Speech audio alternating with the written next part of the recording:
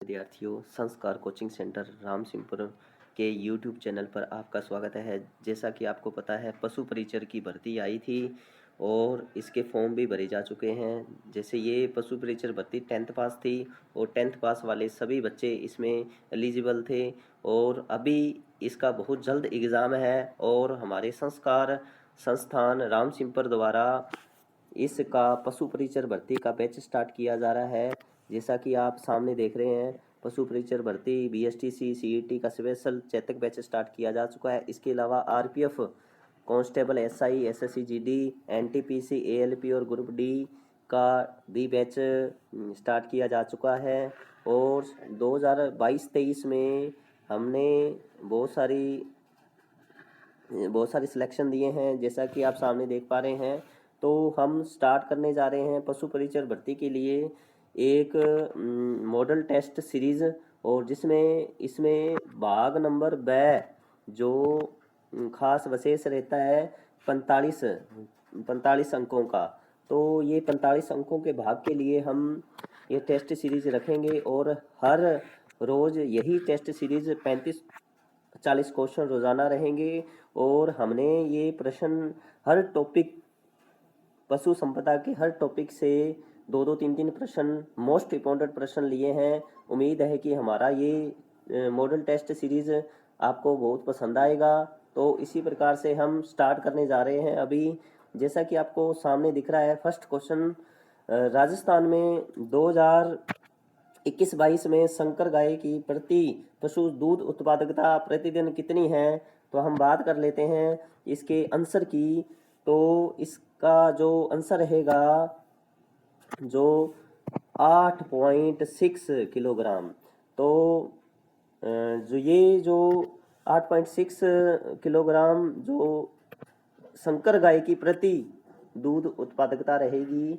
इसके अलावा जो सेकंड क्वेश्चन की बात कर लेते हैं, राजस्थान में 21-22 के में देसी गाय की प्रति पशु दूध उत्पादकता प्रतिदिन कितनी है।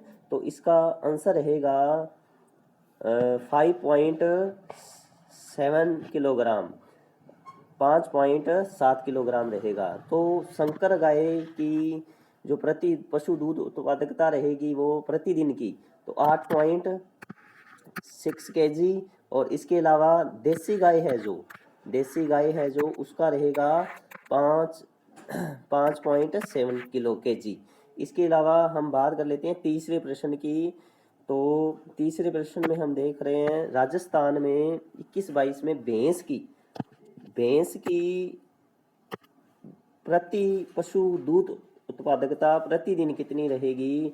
तो हमारे द्वारा ये आंसर है 6.7। तो इसी प्रकार से याद कर लीजिए, जैसा कि शंकर के लिए था 8.6 और देसी गाय के लिए है 5.7 और भैंस के लिए है 6.7 किलोग्राम। तो इसी प्रकार से नेक्स्ट आगे क्वेश्चन पर आ जाते हैं। विश्व की कितनी प्रतिशत गाय भारत में पाई जाती हैं। तो इसका सही जो आंसर रहेगा 15% गाय भारत में पाई जाती है। तो इसी प्रकार से जो नेक्स्ट क्वेश्चन है, भारत में कुल दूध उत्पादन में गाय का योगदान कितना है। तो इसका आंसर 40% रहेगा। तो यहाँ पर कुल दूध उत्पादन कितना है भारत में 40%। और कितनी प्रतिशत गाय भारत में पाई जाती हैं 15% गाय भारत में पाई जाती है और कुल दूध उत्पादन किया जाता है 40%। इसके बाद में नेक्स्ट क्वेश्चन की बात करें तो भैंस की सर्वश्रेष्ठ नस्ल कौन सी है। तो इसका सही जो आंसर रहेगा वो रहेगा ऑप्शन नंबर 2 मुरा नस्ल। तो भैंस की सर्वश्रेष्ठ नस्ल कौन सी है, मुरा नस्ल है।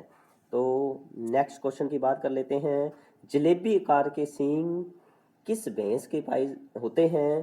तो इसका आप बताएं, इसका आंसर क्या रहेगा। सुरती, जाफराबाड़ी, मदावरी और मुरा। तो इसका सही में जो आंसर है वो रहेगा मुरा। मुरा नस्ल की जो भैंस होती है उसके सींग जलेबी आकार के होते हैं। और इसके बाद में बात करें हम नेक्स्ट क्वेश्चनों की, तो नेक्स्ट क्वेश्चन रहेगा हमारा, परिजीवियों का म्यूजियम किसे कहा जाता है, कहलाती है? गाय कहलाती है, भैंस कहलाती है, भेड़ कहलाती है, बकरी कहलाती है? इसमें से सही में जो आंसर है वो रहेगा भेड़।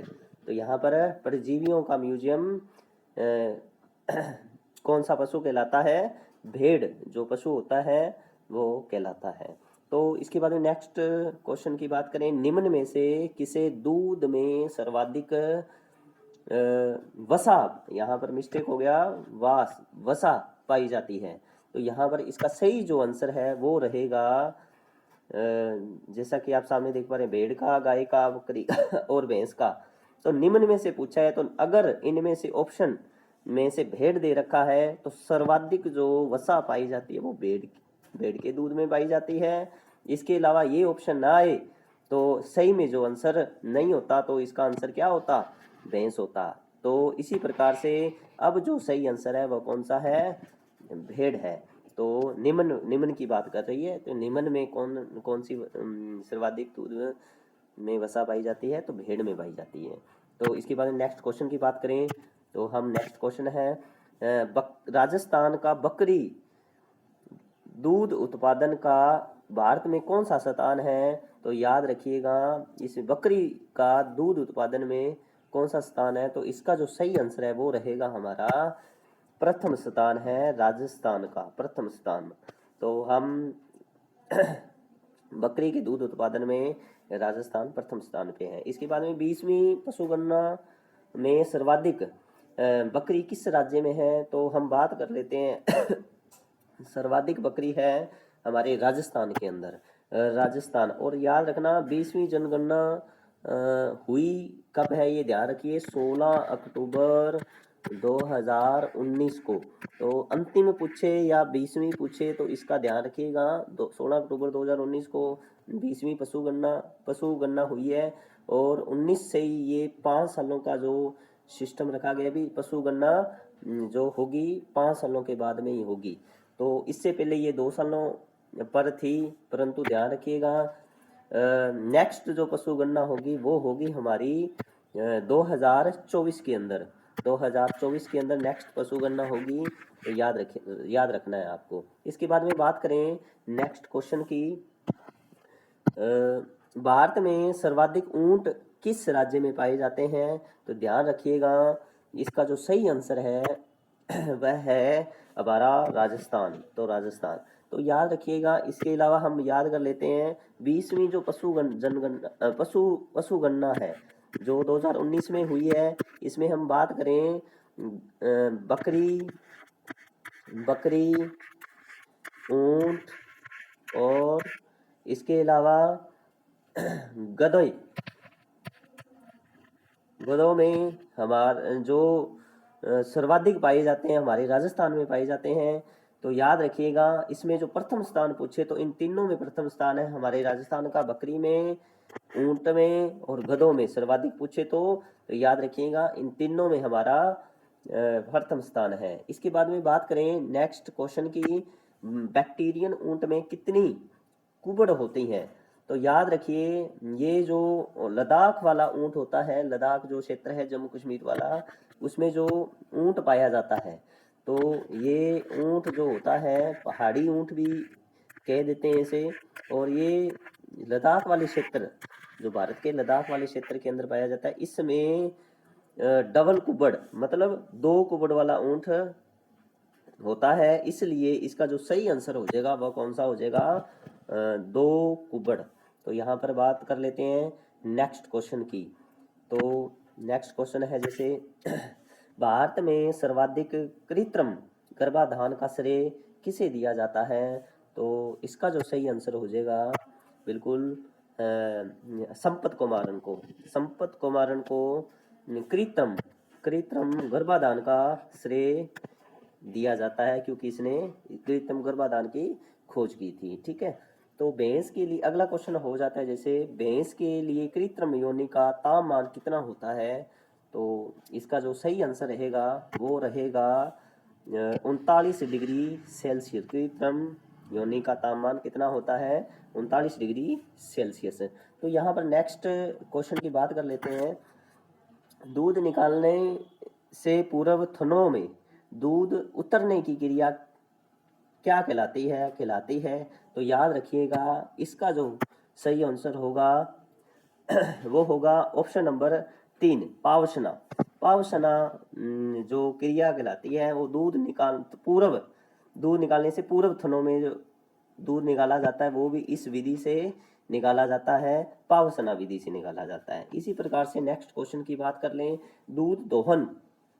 दूध दोहन की सर्वोत्तम विधि कौन सी है? तो याद रखिएगा, इसका जो सही आंसर होगा वो होगा पूर्ण दोहन, हस्त दोहन। पूर्ण हस्त दोहन सबसे सर्वोत्तम विधि मानी जाती है दूध निकालने की। इसके बाद में नेक्स्ट क्वेश्चन की बात करें, पशु आवास के स्थान के चुनाव में कौन सा कथन सही है?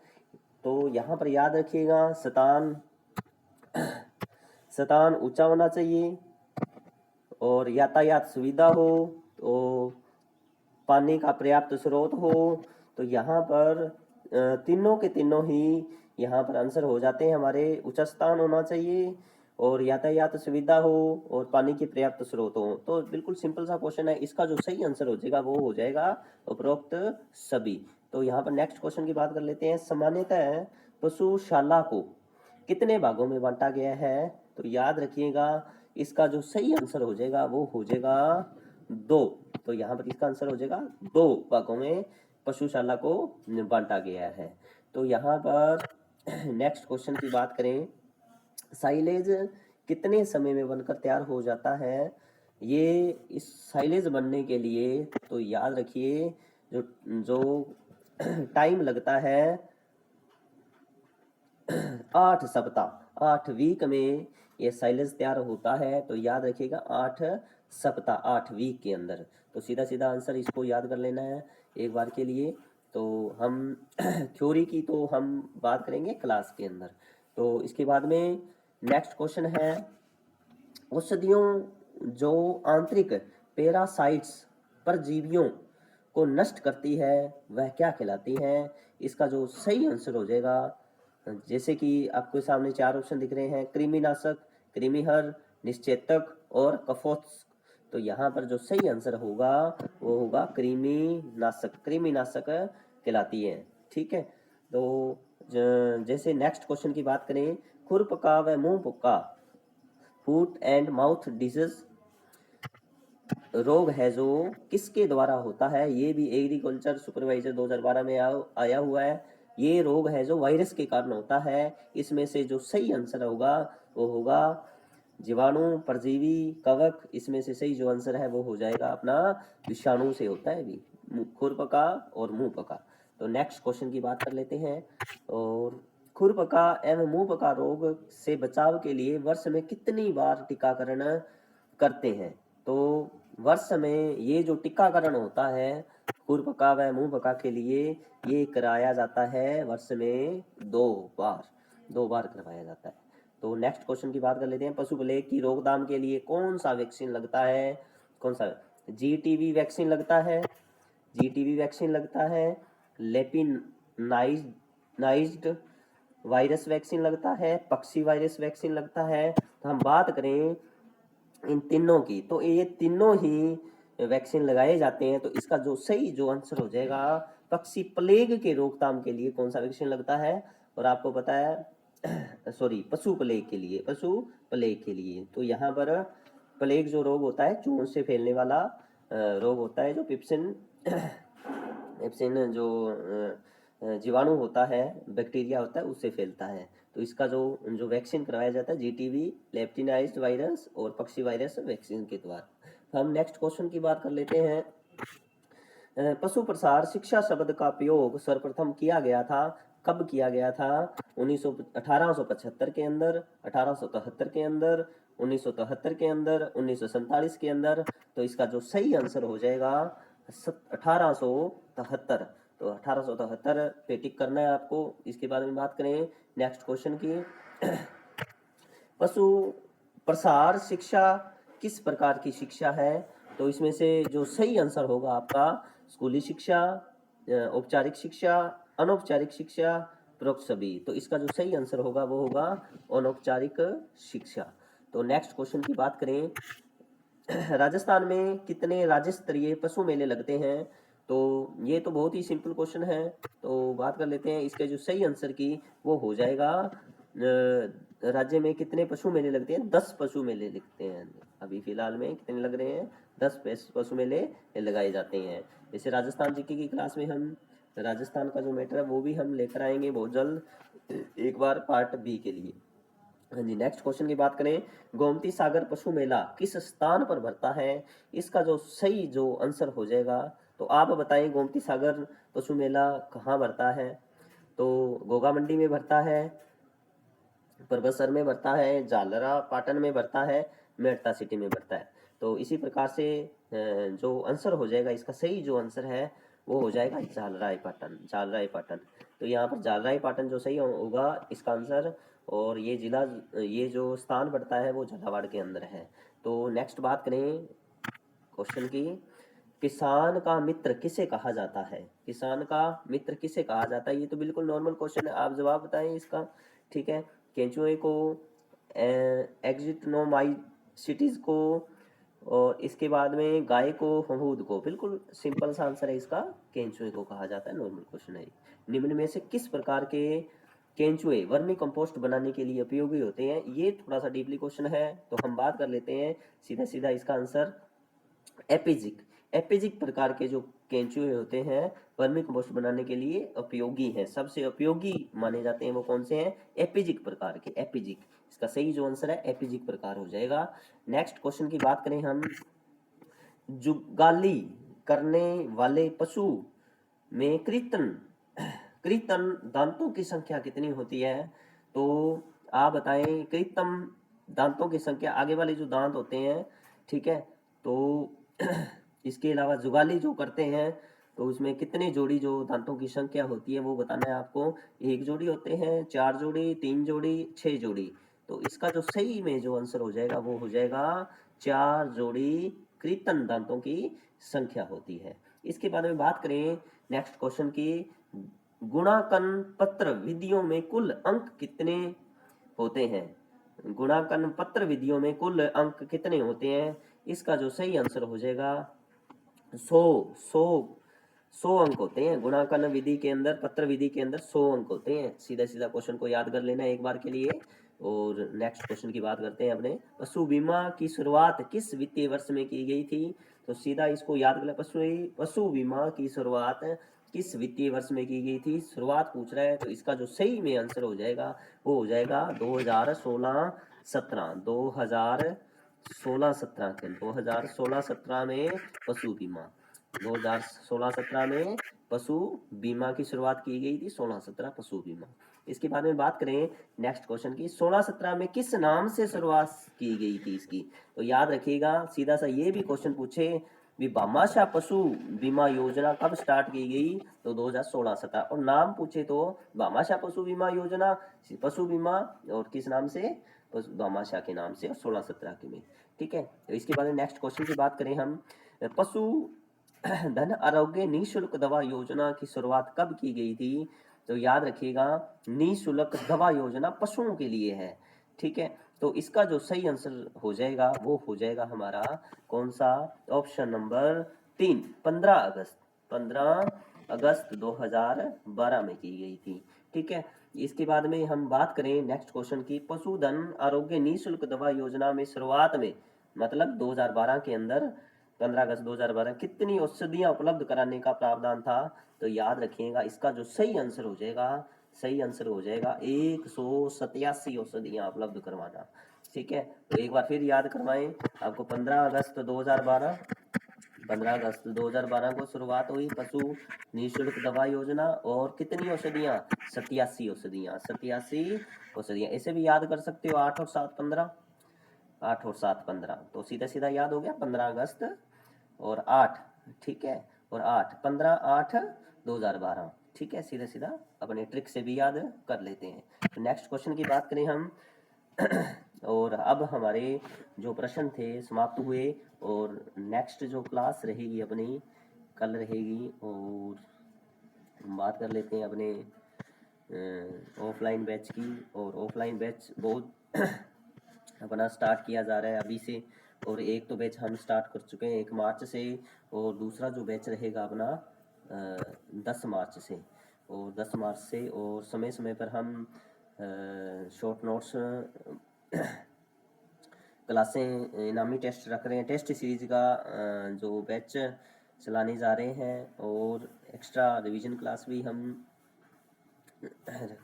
रखने वाले हैं। इसके अलावा एग्ज़ाम से पहले शॉर्ट नोट्स, और हमारे यहाँ राम सिंहपुर ज़िला नूपगढ़ में और लाइब्रेरी की व्यवस्था है, ऑनलाइन टेस्ट व्यवस्था है। तो आप इस क्षेत्र के अंदर जल्दी से जल्दी ज्वाइन करें और अपना लाभ उठाएं। धन्यवाद।